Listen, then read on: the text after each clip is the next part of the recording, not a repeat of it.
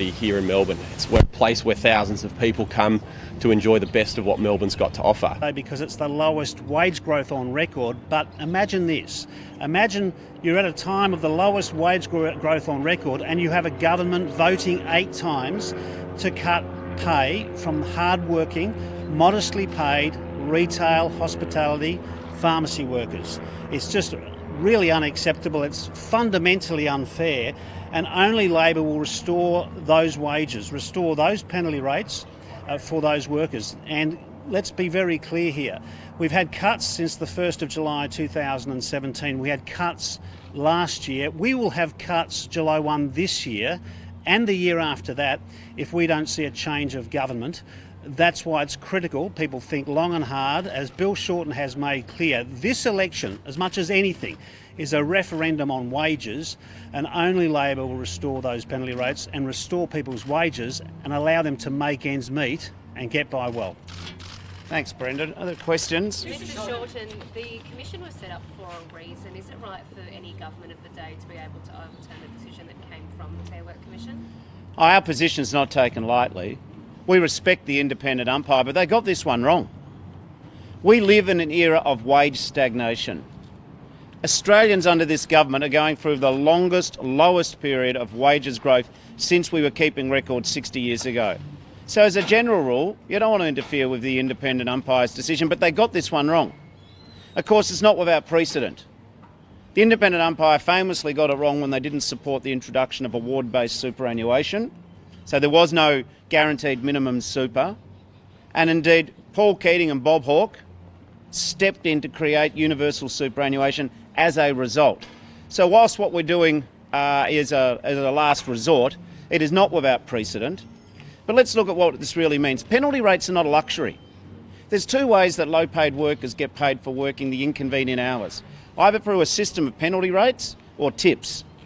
Do we really want to go down the American path of workplace relations, where a worker, an adult to make ends meet, has to rely on tips and charity and the coins and dollar notes left on the table after the guest is gone? That is not the Australian way. Let's also remember, when we talk about penalty rates, the people who get penalty rates by and large are on $30,000 and $40,000 and $50,000 a year. Every dollar they get, they spend. And it was promised that if you cut penalty rates, there'd be this new golden era of job creation. Well, the University of Wollongong studied this, and we haven't seen an explosion in new jobs. What we've just seen is working people getting the rough end of the stick. Mr Shorten, haven't you... Warwick McKibben, who you pinned your climate change costumes on last week, he's come out today and said that you were wrong to say international permits can alleviate the cost of your policy because the future of them is too uncertain. No. So does this put one big hole in your policy? No. Listen, I tell you what we pin our climate change policies on: the best science. And I like this. I noticed that some parts of what McKibben says are selectively quoted by particular newspapers. But he also said, buried in that story, which you didn't go to in your question, he said the Morrison government plan would be very expensive. And in yesterday's story on the Daily Telegraph, he said the cost which the Telegraph trumpeted, he said, was a back of the envelope number, or as we now call it, the front of the telegraph number. Either way, the problem that this government has is that what they call cost, I call investing. I call investing, like many companies do, in new technology and new opportunities. What this government call cost, I call protecting the future for the kids and the next generation. This government, the government is obsessed about particular micro propositions. Let's go to the big picture here, because the big picture is where a nation should be directed towards. The big picture here is, at what cost does this government think it's too expensive to save the planet? Our research is based upon not just the best science, it's also based on consultations of industry.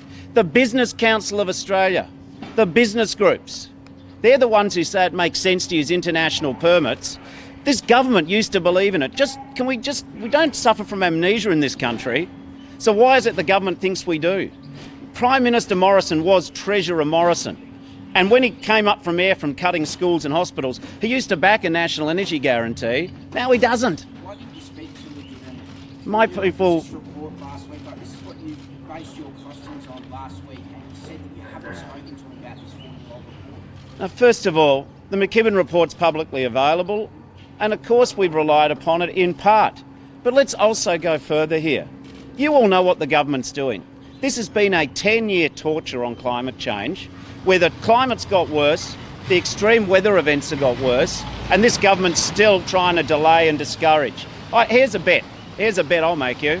Future generations are going to despise the politicians right now who refuse to take action on climate change. Here we go. Sorry. I will come to you next, Dan. You go. Yeah. Yes.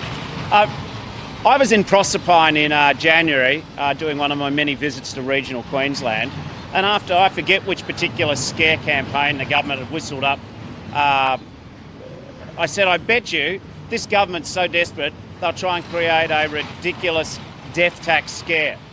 Well, you know, truth imitates our press conferences there. They did exactly that. It is a lie, it is a lie, it is a lie.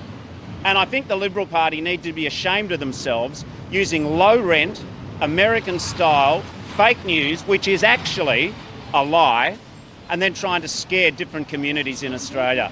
Dan.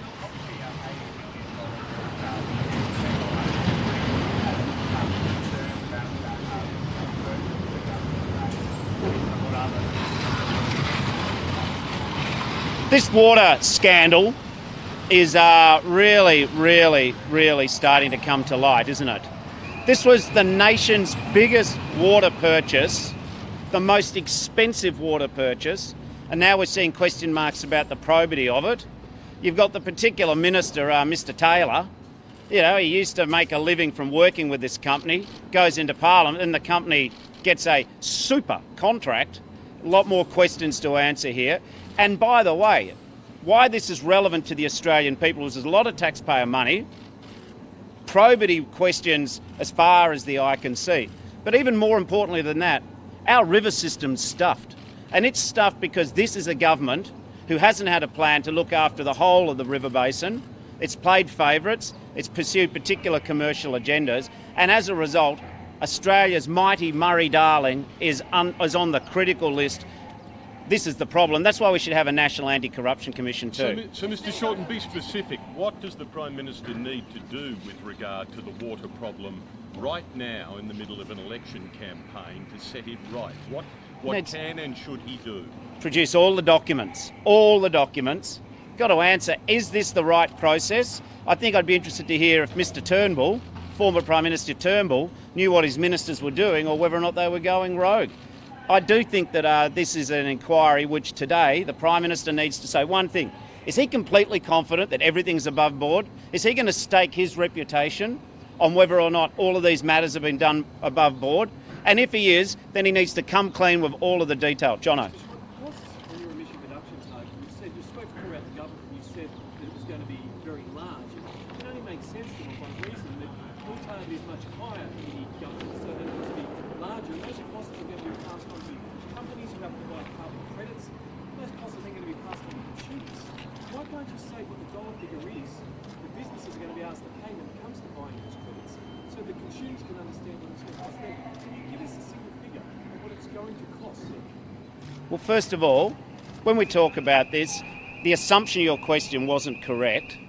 What you said there is that you compared their policy and ours, but the costing even done by McKibben acknowledges that the government's policy doesn't take into account the use of international credit offsets, whereas ours does. So we're comparing different propositions. In terms of ours, we're very clear. Our policy will not cost the taxpayer. The current government is paying billions of dollars in an emissions reduction fund. I'm explaining it. To take it through, the emissions reduction fund of the government means your taxes, my taxes, everyone's taxes, gets used to pay big polluters not to pollute. That is a clear cost. We are not raising a tax. We are not seeking to spend taxpayer money to pay big emitters not to emit. In terms of business, our cost is comparable to the government's. We're using the same approach of industrial safeguards, and we are allowing businesses, and we're going to support the trade exposed sector. So we do have $300 million, which we are contributing to help cement and steel and aluminium and other emissions-intensive trade-exposed industries. So that's a response, it's not an answer. Do you have a figure as to what it's going to cost businesses who will pass that cost on to consumers? Because there has to be a dollar figure. Now, well, we know that doesn't happen now because we are using the same system the government use. The government actually have in place, you're probably aware, of a system where if you emit more than a certain number of tonnes of carbon pollution into the air, the government has, the companies have to pay for that. The way that companies are defraying that's investing in new technology, they're better at measuring what they do. What that consequentially means is we're using the same system.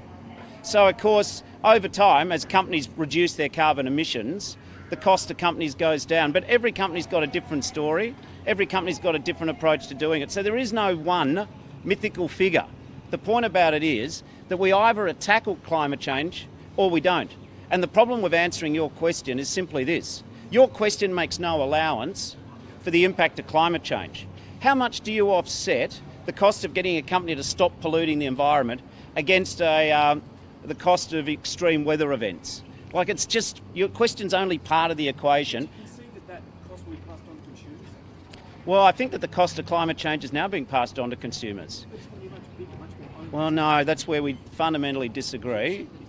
What I disagree on is simply this, and then we'll move on. When you have a terrible climate event, that cost gets passed on.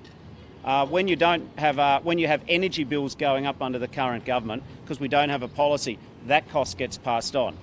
I agree with Mr Turnbull and what Mr Morrison said back in 2017. A national energy guarantee makes sense, and that'll actually improve household bills by $550. Will you just shoot the bed if in government, if the opposition is opposed to it, you have to Yeah, we think that that's a good framework. The reason why we'll pursue the national energy guarantee is I think Australians are over climate change wars.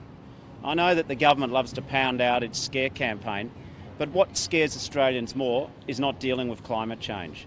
So what we will do is we'll use some of the Turnbull, Morrison, Frydenberg architecture and we will work with that structure. I'd be amazed if the opposition, if the Liberals, if they lose the election, if they continue to oppose climate change. The good news is if Labor wins the election, I think we can put to an end the toxic climate change debate. We can prove this nation's ready to adopt new technology, embrace more jobs, create economic growth and lower power prices. 160 Sorry, here we go. A In couple regard- more if questions. We can keep on climate change for just a little bit longer. You've dismissed the $25 billion figure. You dismissed the $60 billion figure that was put out. You say that the government's policies are going to be expensive. So you have looked at the economic cost and not necessarily the cost-benefit analysis, but just the cost of certain policies. The benefit is quite a way away. Do you know just the cost to the economy, not to the government and not to taxpayer coffers, on business, on the economy of your policies? Our policies will be a net benefit for the economy. We believe that if you invest in making climate changes now and lowering carbon pollution, this will benefit the economy. I don't accept that acting on climate change has a cost. I believe not acting on climate change has a cost. You're looking at some of the inputs, I'm looking at what we get for the end of the process. $165 million today on health expenditure in regional Australia and in Westmead Hospital in Sydney, Mr Shorten, not from Labor, but from the Prime Minister. Having gone so hard on health for so long in this campaign, you'd applaud that, wouldn't you? Well, on the cystic fibrosis announcement, absolutely. Yeah, we're very supportive of that. CF's a dreadful disease. But in terms of the government announcing $100 million on cancer, I remember the last 2 weeks. This government has viciously attacked me for trying to tackle the out-of-pocket costs of cancer. Now, what this government's done is belatedly realise cancer's a real issue in the community. I mean, individually they may have known it, but collectively as a government, the current Prime Minister got out there and day after day attacked me for wanting to reduce the out-of-pocket costs of cancer treatment. It's good that they're going to do some more in the regions. I mean, after all, Labor said we're going to put $250 million into reducing waiting lists, $500 million into tackling public hospital cancer support, and we've put a total package of $2.3 billion into tackling cancer over the next 4 years. The government can't have it both ways. They can't say on one hand that we're stupid to be tackling cancer, and then on the other hand expect a whole bunch of flowers for doing 1/25 of what we're doing. Mr.